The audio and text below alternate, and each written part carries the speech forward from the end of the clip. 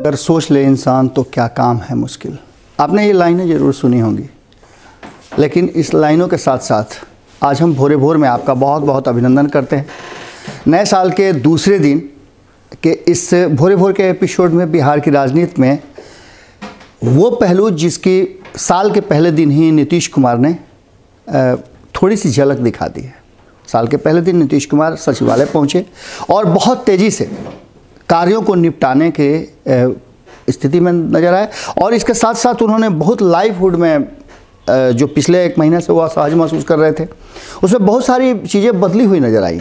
और उन बदले हुई परिस्थितियों, बदले हुई चीज़ों में लगातार 2-3 दिनों से जिस तरह से मीडिया के सामने नीतीश कुमार आ रहे हैं और उसकी मुस्कान बता रही है कि वो अब सोच चुके हैं कि उन्हें क्या करना है।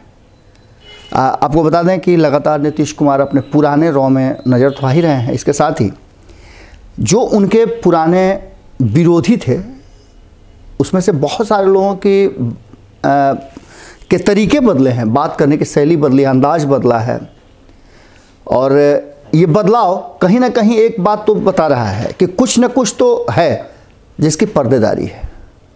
अब ये पर्देदारी आपको लग रहा होगा या आप लगातार जो चीज़ें देख रहे हैं उसे देख करके आपको लग रहा होगा कि हम जो बात कह रहे हैं, लगातार हम सरकार बनने के पहले से ही सरकार के समाप्ति के उसके एक्सपायरी डेट की बात भी कर रहे थे।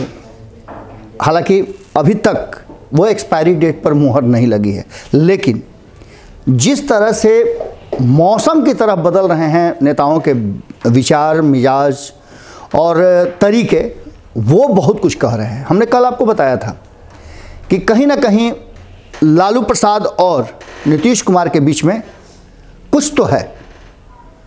इस कुछ है में एक चीज़ आपको बहुत स्पष्ट तरीके से बता रहे हैं कि राबड़ी देवी का बीच में आना, जो राबड़ी देवी लगातार 2 लोगों को तो छोड़ नहीं सकती हैं, तीसरे को तो उन्होंने छोड़ दिया, ललन सिंह को उन्होंने छोड़ दिया है। अब उन पर वो तंज नहीं कसती हैं, ना उन पर हमला करती हैं। लेकिन 2 ऐसे नेता हैं बिहार में, नीतीश कुमार और सुशील मोदी। इन दोनों पर वो बड़ी कुपित रहती हैं।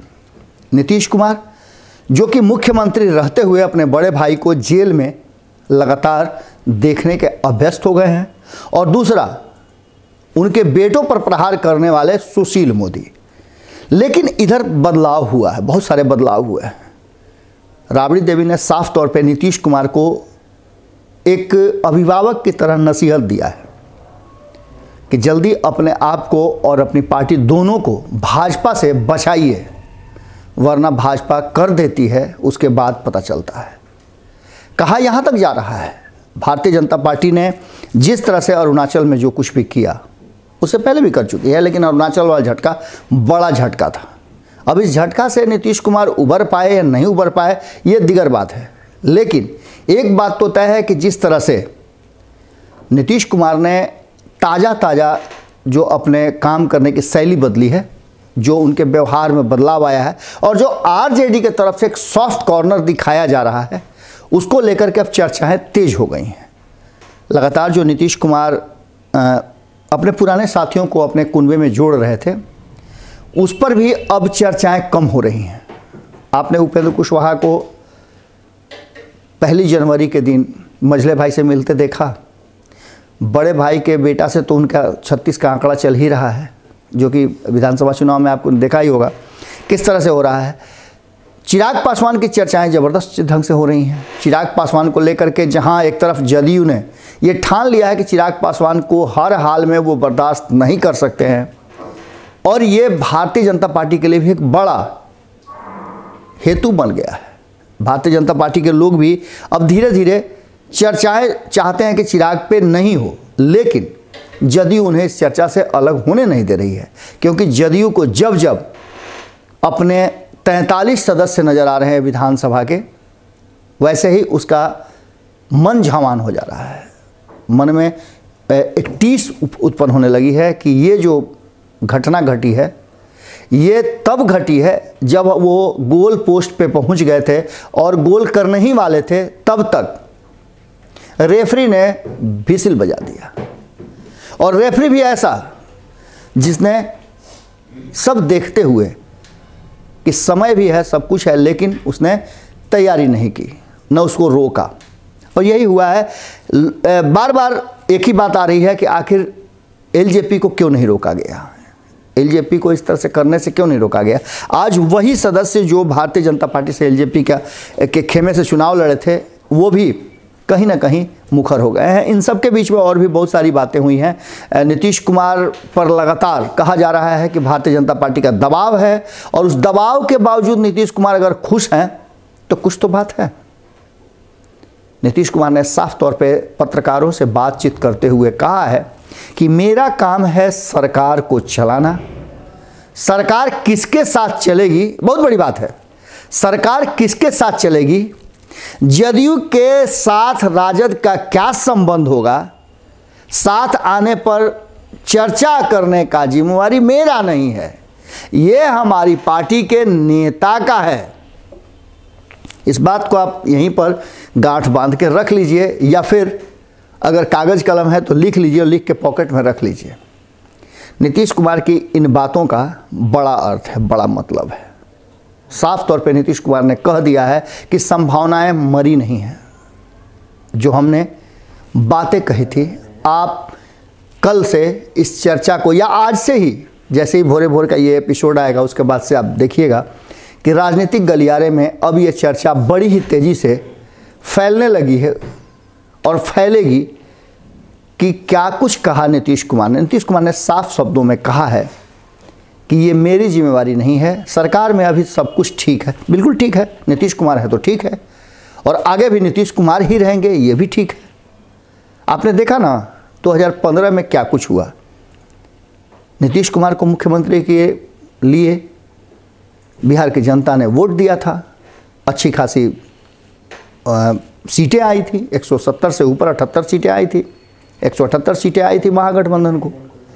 मुख्यमंत्री नीतीश कुमार बने, थोड़ी सी अनबन रही लेकिन बने। 2017 में सरकार बदल गई, महागठबंधन की सरकार की जगह पर एनडीए की सरकार हुई, मुख्यमंत्री नीतीश कुमार ही बने। इससे पहले भी आपने देखा होगा, जब 2013 में नीतीश कुमार एनडीए से अलग हुए थे, मुख्यमंत्री नीतीश कुमार ही थे। भाजपा का समर्थन हट गया था, लेकिन बाहर से समर्थन करने के लिए कांग्रेस और आरजेडी तैयार नहीं नजर आई। सरकार चली, 5 साल पूरा किया नीतीश कुमार ने। फिर 2014 में उन्होंने इस्तीफा दे दिया, जीतन राम मांझी को बनाया, फिर उनका मन किया, फिर नीतीश कुमार मुख्यमंत्री, फिर उनको सपोर्ट मिल गया। सपोर्ट सिस्टम नीतीश कुमार से हट नहीं रहा है, और ये सपोर्ट सिस्टम नीतीश कुमार भी जानते हैं।